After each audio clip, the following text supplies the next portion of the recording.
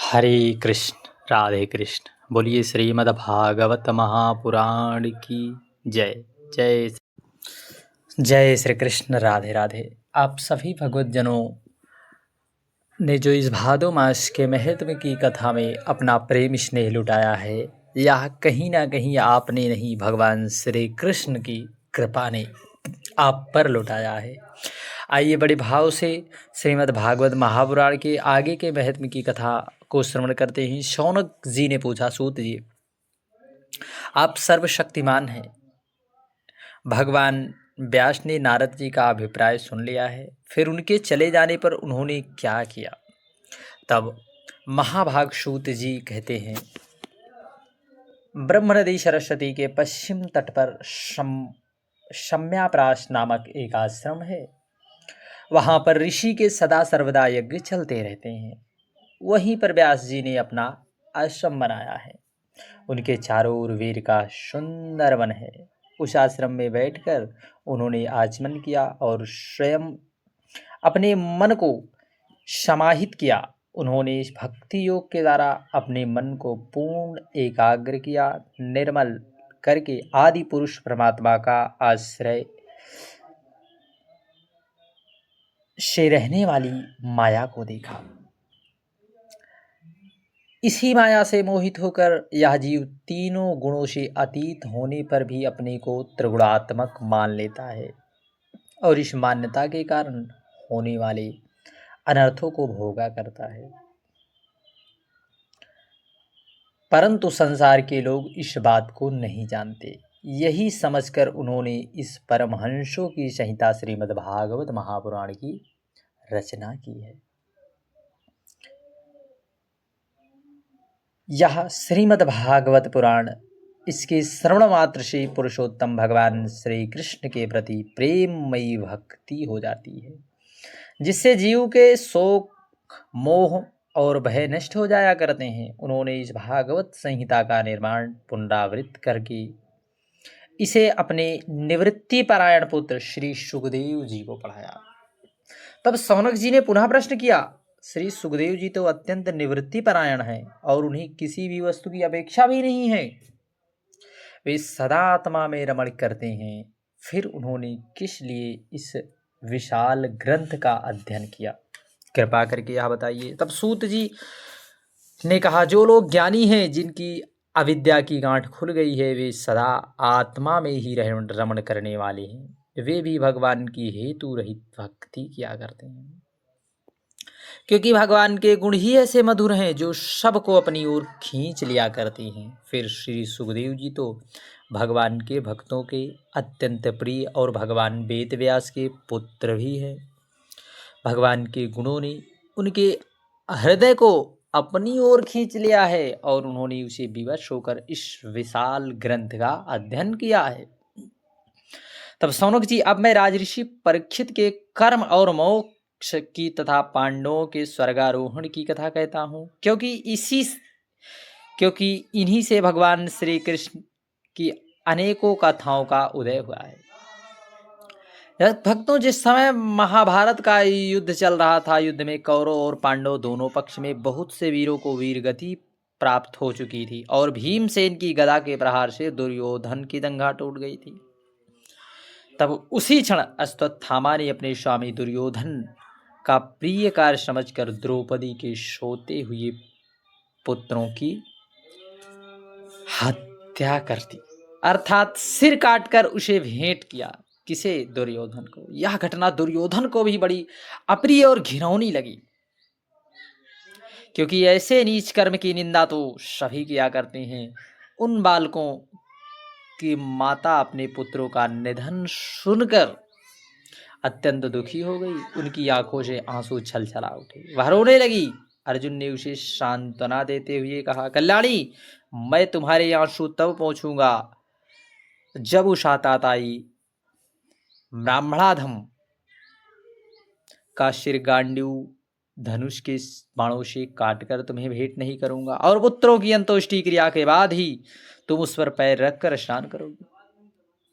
अर्जुन की इस प्रकार की मीठी और विचित्र बातों से द्रौपदी को सांत्वना दी और अपने मित्र भगवान श्री कृष्ण की सलाह से उन्हें सारथी बनाकर कवच कुंडल धारण करके भयानक गांडीव धनुष को लेकर वे रथ पर सवार हो गए और गुरुपुत्र अश्वत्थामा के पीछे दौड़ पड़े।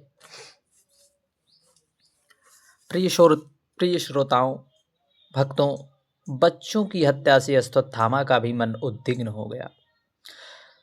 जब उसने दूर से ही देखा कि अर्जुन मेरी ओर झपट रहा है, तब उसने अपने प्राणों की तनिक भी चिंता न करते हुए वह पृथ्वी पर भागने लगा। जब उसने देखा कि मेरे रथ के घोड़े थक चुके हैं और मैं बिल्कुल अकेला हूं, तब उसने अपने को बचाने के लिए एकमात्र ब्रह्मास्त्र ही समझा। अब करता भी क्या? यद्यपि उसे ब्रह्मास्त्र को चलाना तो आता था, परंतु लौटाने की विधि मालूम ना थी। फिर भी प्राण संकट देखकर उसने आचमन किया और ध्यानस्थ होकर ब्रह्मास्त्र का संधान किया। उस अस्त्र से अब दिशाएं में एक बड़ा प्रचंड तेज फैल गया। अर्जुन और उस अस्त्र से सब दिशाओं में जब प्रचंड वेग फैल गया तो अर्जुन ने देखा कि अब तो मेरे प्राणों पर भी आ बनी है। तब उन्होंने श्री कृष्ण से प्रार्थना की। अर्जुन ने कहा, श्री कृष्ण, तुम सच्चिदानंद स्वरूप परमात्मा हो, तुम्हारी शक्ति अनंत है। तुम ही भक्तों को अभय देने वाले, भक्तों पर कृपा करने वाले, जो संसार में धधकती हुई आग में जल रहे हैं, उन जीवों को उससे उबारने वाले एकमात्र तुम ही हो। तुम प्राकृत से भी परे रहने वाले आदि पुरुष साक्षात परमेश्वर हो। तुम्हारा यह अवतार पृथ्वी का भार हरण करने के लिए हुआ है और तुम्हारे अनन्य भक्तजनों के निरंतर रमण ध्यान करने के लिए है। स्वयं प्रकाश स्वरूप श्री कृष्ण यह भयंकर तेज सब ओर से मेरी ओर आ रहा है। यह क्या है, कहाँ से आ रहा है, क्यों आ रहा है, इसका मुझे बिल्कुल भी पता नहीं। तब भगवान श्री कृष्ण कहते हैं, अर्जुन, यह अश्वत्थामा के द्वारा चलाया गया ब्रह्मास्त्र है। यह बात समझ लो कि प्राण संकट उपस्थित होने से उसने इसका प्रयोग कर लिया है, परंतु अब वह इस अस्त्र को लौटाना भी नहीं जानता। किसी भी दूसरे अस्त्र में इसे दबाने की शक्ति नहीं है। तुम शास्त्रार्थ विद्या में भली भांति निपुण हो। ब्रह्मास्त्र के तेज से ही इस ब्रह्मास्त्र की प्रचंड अग्नि को बुझा दो। तब सूत जी कहते हैं, अर्जुन की इस प्रकार विपक्षी वीरों को मारने में बड़े प्रवीण थे। भगवान की बातें सुनकर उन्होंने भी आचमन किया और भगवान की परिक्रमा करके ब्रह्मास्त्र का निवारण किया और उन्होंने तुरंत ही ब्रह्मास्त्र का संधान किया। बाणों से विस्थित उन दोनों ब्रह्मास्त्रों के तेज प्रलयकालीन सूर्य के समान आपस में टकराकर सारे आकाश और दिशाओं में फैल गए। तीनों लोगों को जलाने वाले उन दोनों अस्त्रों की बढ़ी हुई लपटों से प्रजा जलने लगी और उसे देखकर सबने यही समझा कि प्रलयकालीन सामर्तन अग्नि है। उस आग से प्रजा का और लोकों का नाश होते देखकर भगवान की अनुमति से अर्जुन ने उन दोनों को ही लौटा दिया। अर्जुन की आंखें क्रोध से लाल लाल हो गई। उन्होंने झपट कर उस क्रूर आतताई अश्वत्थामा को पकड़ लिया। जैसे कोई रस्सी से पशु को बांध लेता है, वैसे ही बांध दिया। अश्वत्थामा को बलपूर्वक बांधकर अर्जुन ने जब उसे शिविर की ओर ले जाना चाहा, तब उसने कमल नयन भगवान श्री कृष्ण ने कुपित होकर कहा, अर्जुन, इस ब्राह्मण अधम को छोड़ना ठीक नहीं है, इसको तो मार ही डालो। इसने रात में सोए हुए निरपराध बालकों की हत्या की है। धर्मवेत्ता पुरुष, असावधान मत वाले पागल, सोए हुए बालक, स्त्री विवेक शून्य, शरणागत, रथहीन और भयभीत शत्रुओं को कभी नहीं मारते, परंतु जो दुष्ट और क्रूर हैं, दूसरों को मारकर अपने प्राणों का पोषण करते हैं, उनका तो वध ही उनके लिए कल्याणकारी है। क्योंकि वैसी आदत को लेकर यदि वह जीता है तो वह पाप ही तो करता है। उन पापों के कारण वह नरकगामी भी हुआ करता है। फिर मेरे सामने ही तुमने द्रौपदी से प्रतिज्ञा की है, मानवती, जिसने तुम्हारे पुत्रों का वध किया है मैं उसका सिर लाऊंगा। इस पापी कुलंगार आताताई ने तुम्हारे पुत्रों का वध किया है और अपने स्वामी दुर्योधन को भी दुख पहुंचाया है, इसलिए अर्जुन तुम इसे मार डालो। भगवान श्री कृष्ण ने अर्जुन के धर्म की परीक्षा लेने की इस प्रकार प्रेरणा की, परंतु अर्जुन का हृदय महान था। यद्यपि अश्वत्थामा ने उनके पुत्रों की हत्या की, फिर भी अर्जुन ने मन ही मन गुरुपुत्र को मारने की इच्छा नहीं। इसके बाद अपने मित्र और सारथी श्री कृष्ण के साथ जब वे शिविर में आए, वहां अपने मृत पुत्रों के लिए शोक करती हुई द्रौपदी को सौंप दिया। तब उस द्रौपदी ने देखा कि अश्वत्थामा पशु की तरह बंद कर लाया गया। निंदित कर्म करने के कारण इसका मुख नीचे की ओर झुका है। अपना अनिष्ट करने वाले गुरुपुत्र अश्वत्थामा को इस प्रकार अपमानित देखकर द्रौपदी का कोमल हृदय कृपा से भर गया और उसने अश्वत्थामा को नमस्कार किया।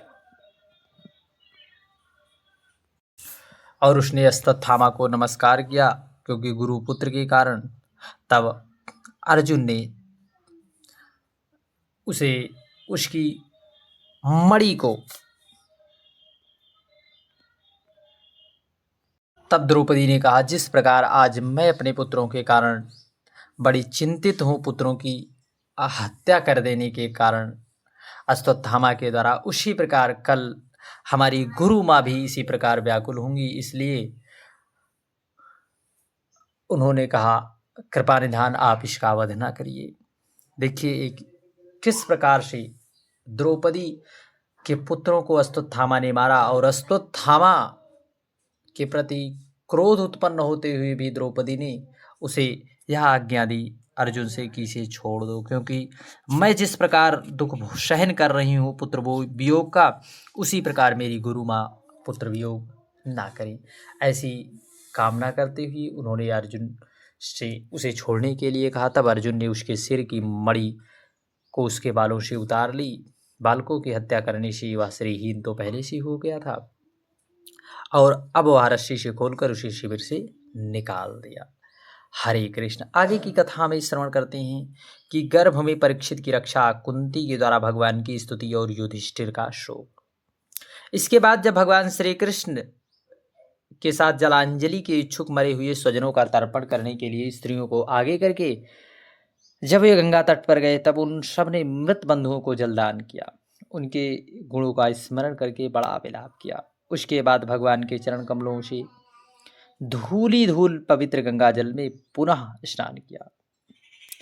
वहां अपने भाइयों के साथ कुरुपति महाराज युधिष्ठिर, धृतराष्ट्र पुत्रों से व्याकुल गांधारी, कुंती और द्रौपदी सभी वहां पर मौजूद थे।